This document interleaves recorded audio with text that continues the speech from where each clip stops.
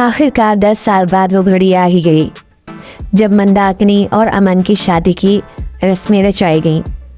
सरू मंदाकिनी की best friend वो उसे कहती है कि मुझे अमन पर अभी भी शक है।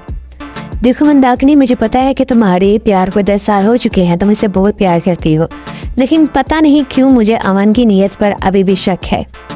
मैं उस बंदे पर शुरू से ही यकीन नहीं कर पाई। मंदाकिनी से कहती है बस कर दो सरू, वो मेरा हस्बैंड है और तुम्हें पता भी है कि ये शादी कितनी मुश्किल से हुई है। मैं कितना प्रेम करती हूँ उससे, उसके बगैर जीने का मैं सोच भी नहीं सकती। चलो मुझे फोटो शूट के लिए बुला रहे हैं, तुम एंजॉय करो, मैं आती हूँ।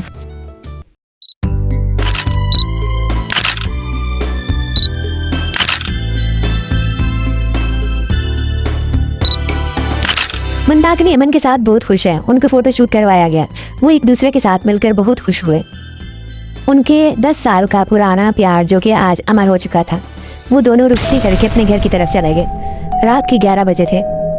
तभी मंदाकिनी को फील होता है जैसे उसके पीछे कोई खड़ा है। मंदाकिनी जोर से चीख मारती है। तभी अमन वहां पर भाग कर आ जाता है और मंदाकिनी को पकड़ के गले लगा लेता है। लेकिन जैसे ही अमन मंदाकिनी को गले लगाता है, सारा सीन बदल जाता है। अमन के लंबे लंबे दांत निकल आते हैं और वो मंदाकिनी को पता ही नहीं चलने देता और अपने दांत मंदाकिनी की गर्दन में पेस्ट कर देता है और उसका खून चूसने लगता है।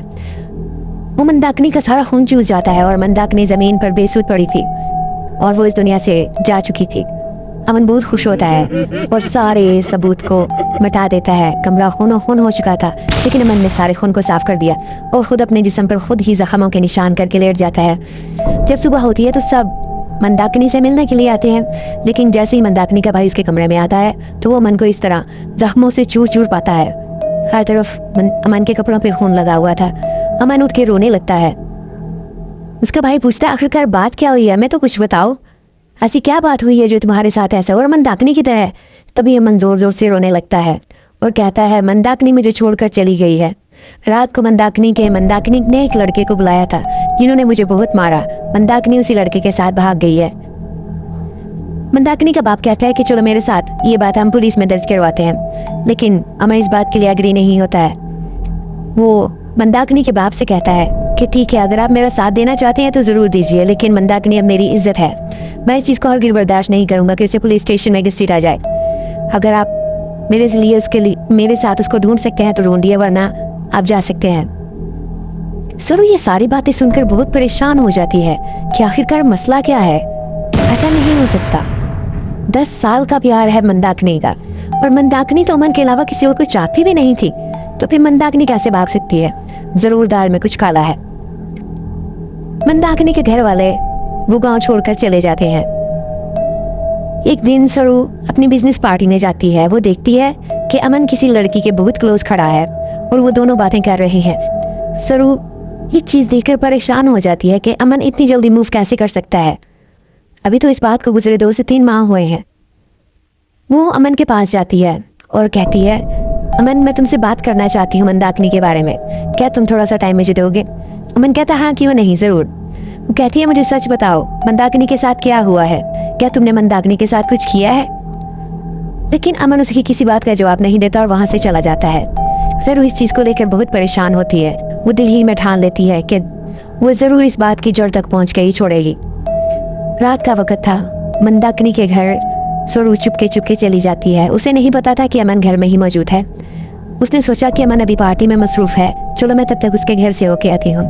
वो जैसे ही उसके घर में जाती है, उसके कमरे में देखती है उन दोनों की शादी की तस्वीर लगी होती है। वो सारे सबूत ढूंढने की कोशिश करती है। सरू सारे कमरे की तलाशी ले लेती है, उसके सारे कबर्ड चेक करती है, सिवाय कपड़ों और जूतों से और कुछ नहीं मिलता। तभी उसे एक तहखाने का कमरा नजर आता है। वो उसकी तरफ चल पड़ती है। वहाँ पर एक खिड़की को खोलती है तो उसके होश गुम हो जाते हैं। वहाँ पर इंसानी खोपड़ियाँ पड़ी होती है और साथ ही एक और कबर्ड थी। उसे खोलती है तो और ज़्यादा हक्का बक्का रह जाती है। वहाँ पर उसे मंदाकिनी की लाश मिलती है, जो कि मंदाकिनी के कपड़ों की वजह से पहचानी जाती है। तभी पीछे से एक हाथ आता है और सरू पीछे मुड़ के देखती है और बेहोश होकर गिर पड़ती है। लेकिन जैसे ही उसे होश आता है तो वो अपने आप को एक कमरे में पड़ा पाती है। उस कमरे में हर तरफ खून ही खून था और सामने खड़ा था एक खूनख्वार भेड़िया। सरू रोती चीखती चिल्लाती है, तुम जो भी हो मुझे माफ़ कर दो और मुझे यहाँ से जाने दो, मुझे जाने दो यहाँ से। तभी वो भेड़िया कहता है, मैं हूँ अमन, जिसका तुम राज जानने की कोशिश कर रही हो। मैं तुम्हें अपना राज खुद ही बता देता हूँ, लेकिन जो मेरा राज जान लेता है वो जिंदा नहीं रहता। तभी उसके लंबे लंबे दांत निकलते हैं और वो सरू की गर्दन में अपने दांत गाड़ देता है और उसका खून पी लेता है सारा। तभी सरू का भाई सुबह उसे ढूंढ रहा होता है, वो कहीं भी नहीं मिल रही होती। वो पूरे गांव में उसे ढूंढने की कोशिश करता है।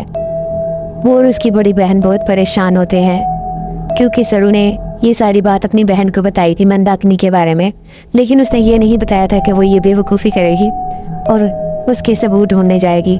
तभी उसे उसकी माँ उसे कहती है कि बेटा क्या तुम्हें सरू के बारे में कुछ पता है? सरू ने तुम्हें कुछ बताया है? तो वह कहती है, नहीं माँ, मुझे वो बता कर नहीं गई, लेकिन मैं उसे ढूंढने की पूरी कोशिश करूँगी। क्या अमन का अगला शिकार सरू की बहन है? क्या ये बेवकूफ़ी सरू की बहन भी करेगी और राज जानने की कोशिश करेगी? उधर अमन आज़ाद घूम रहा था, जिसके बारे में कोई नहीं जानता था कि ये क्या है और कौन है। अमन को इस बात की ज़रा भी परवाह नहीं थी कि वो क्या करता फिर रहा है।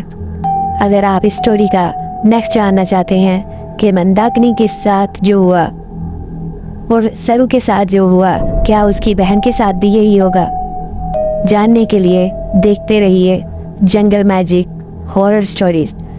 अगर आपको हमारी स्टोरी पसंद आई हो तो चैनल को लाइक, सब्सक्राइब और शेयर करना मत भूलिएगा।